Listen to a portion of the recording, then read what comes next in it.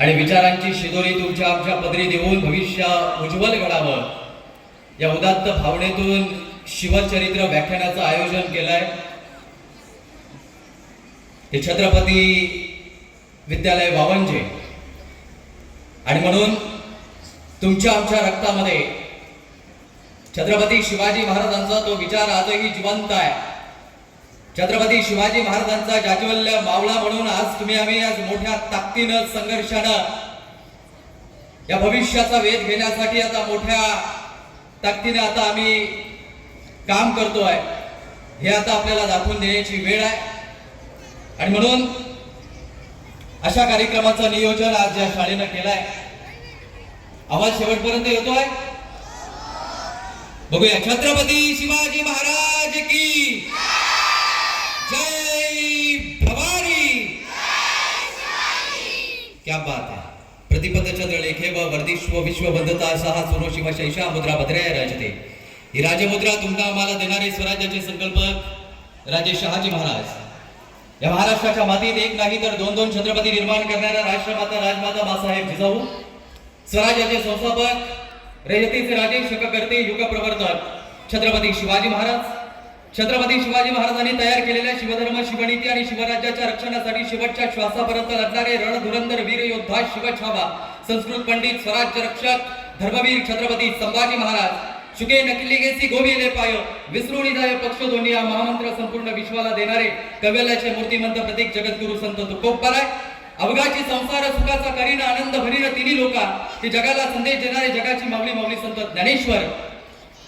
शिक्षणाची ज्ञानगंगा जनमानसांच्या ऋतून या देशातील महिलेला चूल आणि मूल इथपर्यंत मर्यादित न राहता या देशातील महिलेला जगाच्या पटलावर समानतेचा अधिकार ज्यांनी निर्माण करून दिला त्या क्रांती सूर्य महात्मा ज्योतिराव फुले, क्रांती ज्योती सावित्रीबाई, भारतीय राज्यघटनेचे शिल्पकार डॉक्टर बाबासाहेब आंबेडकर, कर्मवीर भाऊराव पाटील आणि ज्या ज्या महामानवानं मानवाच्या कल्याणासाठी आपलं सर्वस्व समर्पित केलं अशा सर्व महामानवांना, विचारवंतांना आपण एकदा जोरदार टाळ्यांच्या गजरात त्रिवार अभिवादन करतो।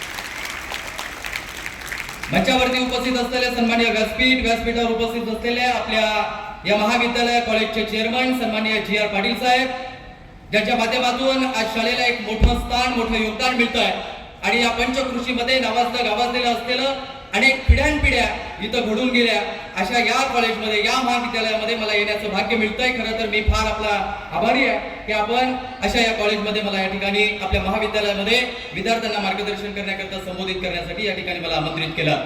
तद्वतच व्यासपीठावरती उपस्थित असलेले सन्माननीय ज्येष्ठ सन्माननीय लक्ष्मणजी पाटील साहेब, तद्वतच आमच्या सोबत आलेले या महाराष्ट्रामध्ये रायगड जिल्ह्यामध्ये पहिलवान म्हणून त्यांची ओळख आहे। आजही त्यांच्याकडे पाहिलं तर एक पहिलवानीचा ऑरा तुम्हाला आम्हाला पाहायला मिळतोय। ते आमचे आजोबा सन्माननीय बालारामजी काटे साहेब, सन्माननीय परशुरामजी गोंधली साहेब, सन्माननीय दशरथजी पाटील साहेब, सन्माननीय आत्माराम बुवा, सन्माननीय वसंत पाटील, सन्माननीय आमचे मित्र आणि त्यांचं देखील या शाळेसाठी योगदान आहे ते सन्माननीय विकासजी जोगळे साहेब, सन्माननीय प्रिन्सिपल सर।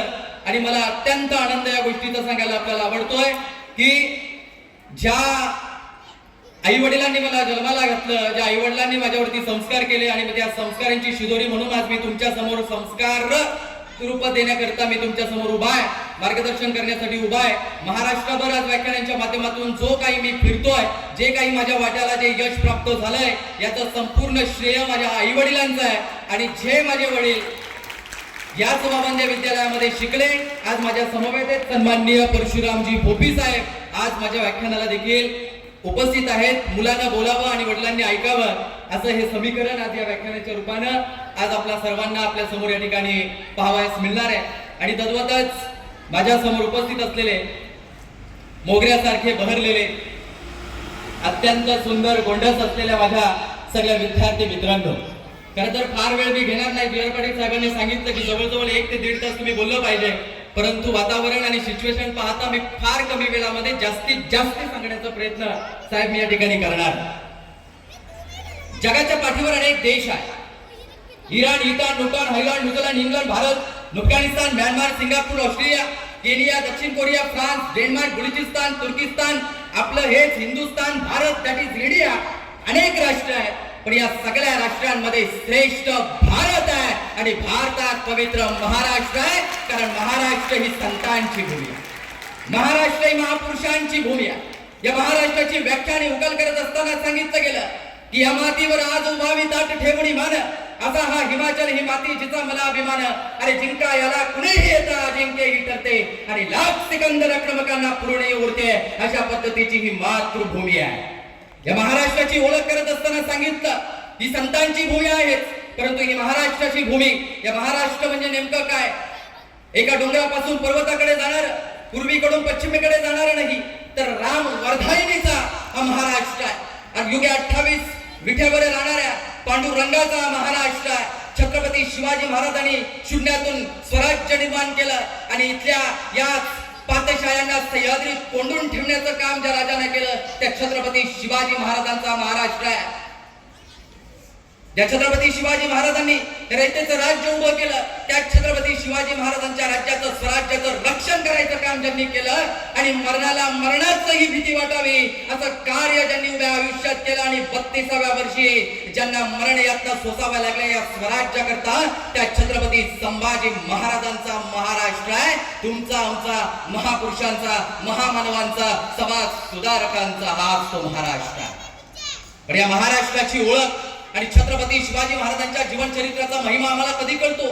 जेव्हा छत्रपती शिवाजी महाराजांचा जन्म आणि त्याच्या अगोदरची पार्श्वभूमी नेमकी काय आहे, हा इतिहास ज्या वेळेला आम्ही जाणतो, ऐकतो, वाचतो, त्यानंतर शिवाजी राजांचा जन्म किती महत्वाचा आहे हे आमच्या लक्षात येतं. मी नेहमी म्हणतो की छत्रपती शिवाजी महाराज लिहिलेला इतिहास कदाचित पुसला जाईल, ही एका कागदावरचा इतिहास लिहिला, कागद फाडलाही जाईल, परंतु छत्रपती शिवाजी महाराजांचा जाज्वल्य इतिहास जो या मातीत घडला आहे, तो पिढ्यानपिढ्या कधी विसरू शकत नाही. इतका मोठा जाज्वल्य इतिहास या महाराष्ट्राच्या मातीत घडलाय. ज्या वेळेला प्रत्येक माणसाला असं वाटतं नैराश्याच्या खाईमध्ये तो कोसळला जातो, अपयशातून नेमकं कसं उठावं तेव्हा कळत नाही, तेव्हा त्याच अंधकारातून प्रकाशमयामध्ये घेऊन येण्याचं काम हे छत्रपती शिवाजी महाराजांचा विचार करतात. आणि असा जाज्वल्य विचार या महाराष्ट्राच्या मातीत घडलाय. तो जाज्वल्य विचार नेमका काय आहे याचं चिंतन आणि मंथन या आजच्या व्याख्यानामध्ये आपण सारेजण करणार आहोत. खरं तर महाराष्ट्राची परिस्थिती काय होती, भारताची परिस्थिती काय होती, सोने की चिडिया म्हणून या देशाचं वर्णन करावं, सोन्याचा धूर निघतो या देशामधून असं वर्णन एकीकडे या देशाचं करावं. इतकी समृद्धता, लोकसंस्कृती आणि परंपरा या देशामध्ये नांदायची. लोक सुखानं गुण्या गोविंदाने नांदत होती, परंतु काहींची वक्रदृष्टी या देशावरती लागावी आणि अनेकांची वक्रदृष्टी या देशावरती लागल्यानंतर, आणि ज्या मातब्बर सरदार या देशावरती घोड्यावरती स्वार होऊन एका हातामध्ये ढाल एका हातामध्ये तलवार घेऊन लढायला निघायचा, घोड्यावरती स्वार होऊन इथल्या जनतेचं संरक्षण करायचा, तोच मातब्बर सरदार गुलामगिरीमध्ये भरडला जात होता. यवनांचं राज्य होतं. ज्या वेळेला सम्राट अशोकांचं राज्य आलं आणि सम्राट अशोकांचं राज्य गेल्यानंतर तदनंतर खैबर खिंडीतून आलेल्या याच आक्रमकांनी या भारतावरती आक्रमण केलं. 1772 712 मध्ये अर्थातच 7व्या शतकामध्ये इथं अनेकांचं मुस्लिम सत्ता पहिल्यांदा प्रस्थापित झाली, आणि त्यानंतर या मुस्लिम सत्तेचं वर्चस्व वाढायला सुरुवात झालेली आहे 13व्या शतकाला. आणि अशा या 13व्या शतकामध्ये एकीकडे हे सगळं यवनांचं राज्य आहे, गुलामगिरीमध्ये आम्ही भरडलो गेलेलो आहे, आणि अशा या गुलामगिरीच्या अंधकारामध्ये 13व्या शतकामध्ये भगवत धर्माची पताका आणि भगवा ध्वज नेमका काय हे सांगण्याचं काम तत्कालीन कालामध्ये संत ज्ञानेश्वरांनी केलं, संत चक्रधर स्वामींनी केलं, आणि पुन्हा एकदा मराठी भाषेला आणि मराठी संस्कृतीला राजाश्रय देण्याचं काम 13व्या शतकामध्ये झालं. याच 13व्या शतकामध्ये हा सगळा काही अंधकार असताना एकीकडे अल्लाउद्दीन खिलजी आला, आणि याच अल्लाउद्दीन खिलजीनं इथं थैमान माचवला होता. तुमच्या आया बहिणीची आपण लक्तर लुटली जात होती, गवताच्या पातीला देखील उडवण्याची भीती होती. इतका प्रचंड दहशत, प्रचंड हाहाकार, हे सगळं काही नेस्तनात दूर करून इथली रयत गुलामगिरीमध्ये जगत होती. इथल्या रयतेला फक्त अंधकारामध्ये जगायचं, रयत चिरडली जात होती, भरडली जात होती. प्रचंड दहशत आणि प्रचंड अंधकार हे सगळं काही या देशामध्ये प्रस्थापित निर्माण करण्याचं काम या सगळ्या मुस्लिम आक्रमकांनी केलं, इस्लामिक आक्रमकांनी केलं, आणि निश्चितपणानं याला तेढ निर्माण करून देण्यासाठी तत्कालीन काळामध्ये 5 शाया निर्माण झाल्या. ज्या वेळेला इस्लामिक शाही आल्यांच्या 5 तुकडे झाले, निजामची निजामशाही, विजापूरची आदिलशाही, कुतुबची कुतुबशाही, बिरजची बिरजशाही, अशा शाह्या निर्माण करून इथे खऱ्या अर्थानं वर्चस्व निर्माण करून देण्याचं काम त्या काळामध्ये झालं. पण एक गोष्ट माझ्या विद्यार्थी मित्रांनो आपण लक्षात घेतली पाहिजे की असा काळ असताना सुद्धा त्या काळामध्ये महाराष्ट्रातील मातब्बर सरदार उभे राहिले, लखोजी जाधव आणि मालोजीराजे भोसले.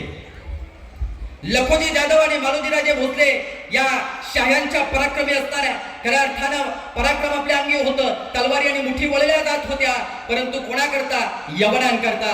या गुलामगिरीमध्ये जगत असताना मातब्बर सरदार या महाराष्ट्रातील देखील उभे राहिले होते, परंतु गुलामी यवनांची करत होते. आणि त्याच वेळेला मालोजीराजे भोसले आणि मालोजीराजे भोसले आणि लखोजीराव जाधव यांचे संबंध निर्माण झाले.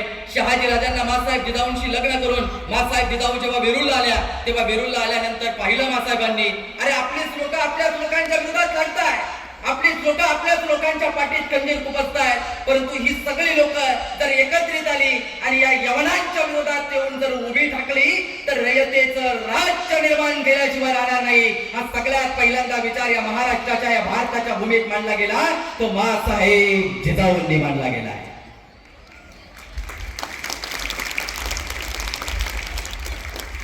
आणि मासाहेब जिजाऊंच्या स्वप्नांच्या पूर्ततेची सुरुवात झालेली आहे. मासाहेब जिजाऊंच्या उदरातून बाल शिवाजी राजांचा जन्म व्हावा. प्रचंड दहशत, अन्याय, अत्याचाराचा वरवंटा एकीकडे फिरवला जातोय. एका कवीला फार